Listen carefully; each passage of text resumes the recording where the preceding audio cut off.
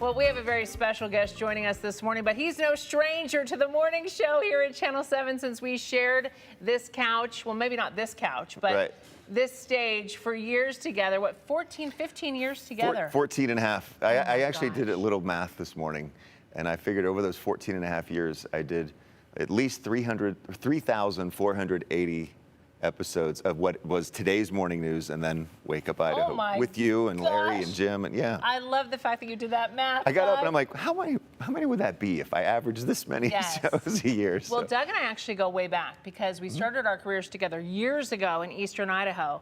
He was on a competing channel at the time, and I was on a different channel, and then we reunited here years later, which was amazing because we kind of knew each other a little bit when we were joined together as co-anchors.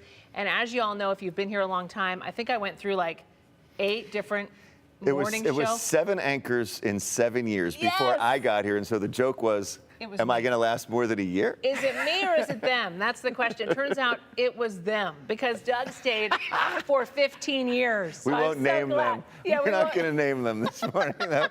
Oh, we've had such a run. I broke the streak. Here is a picture of us here. There I am pregnant one of the many times.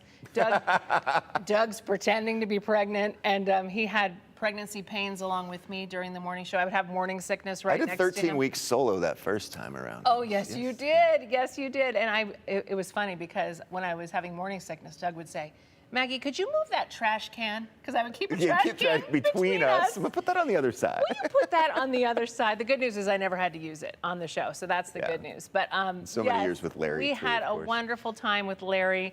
This was our first Emmy win together, which was amazing for the morning show. We've spent so much time out at CARES Day together, having a blast. We always laugh, that's for sure. This was from a promo shoot we did together, and we laughed so hard because that's us laughing together, isn't it? You know, when you wake up at 1:30 or 2 o'clock in the morning, if you don't love who you're working with, it can be challenging. It can be. And it was always so easy to come in to work and laugh like that. It was genuine. It was always genuine. Still is. Still is. This feels right. I know, doesn't it? It feels so natural. It feels like family. Forget it, Justin. Yeah. Here's Doug with a snake, and from our Corbin Maxey visits together. And then there's you freaking out, as always, with Corbin Maxey. That guy, he has really schooled me on reptiles over the years, hasn't he? That turtle was about to fall off the counter. I had to hold on to him. You saved it. You saved the endangered turtle. Hold on to him. But we have had so much fun over the years, and we're just taking a look back at Doug's incredible career here at Channel 7. What do you think your favorite part of working here at Channel 7 has been? That's such a hard question to answer. Boy, over 16 years. I mean, working with you and the people here, there's been so many throughout the years. And getting to meet so many cool and interesting people and do interesting things. Amazing people. You know, maybe the general public can't get to do. There's Joe and I switch jackets there. Joe, without his beard, he looks totally different. Oh my God. That was the day I failed when I tried to play hockey for our Olympic Dream segment or whatever it was. Here's when we were a dinosaur and trainer for Halloween. Jurassic Park. We dressed up here for the May the 4th Be With You through graphics. So that was a lot of fun. We have Larry's iconic mustache on here. I made you dress up every year for Halloween. Yes, you did. Doug was such a good sport because I'd plan the costumes and he would just show up. So now Justin has to do that. But Doug's mug, we love that mug until it went downhill. Yeah, I kicked it off the set one day and it cracked. Yes. Okay, so Doug, let's talk about what is next for you. A lot of people are wondering what's going on with you. Where are you going? Why are you leaving? So let's cover all of that. Okay. You know, as everyone knows, I lost my wife almost a year ago now. Yes. And so that got me to thinking, you know, what's really important in life. Yes. And then I, decided to get back closer to family. And then, but I wanted to stay in the Tegna family too. And so we have an affiliate, a Tegna affiliate in Columbus.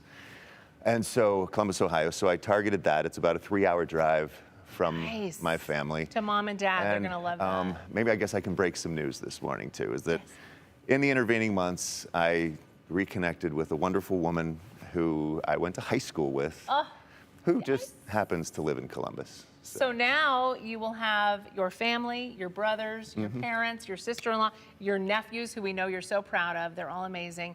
And now a new relationship to start out your next chapter. This wonderful woman who is pulled me out of darkness. So Oh, it's, yeah. I'm so great. glad she came into your life. That is so special, Doug. And we are so glad. It's a bittersweet time. I mean, it's is. really sad to leave. And, you know, I love Idaho. I love the people I work with. I love the friends I've met. And so it's not about leaving KTVB. It's not about leaving Idaho. It's about a fresh start in life and, you know, a new adventure. I just turned 55. So if not now, when? A new chapter for Doug, and we're going to miss you so much. But I think everyone can agree with me that we're all so thrilled for you to start this next exciting chapter in life after a lot of heartache. So this is really important, and we're going to be watching you from afar.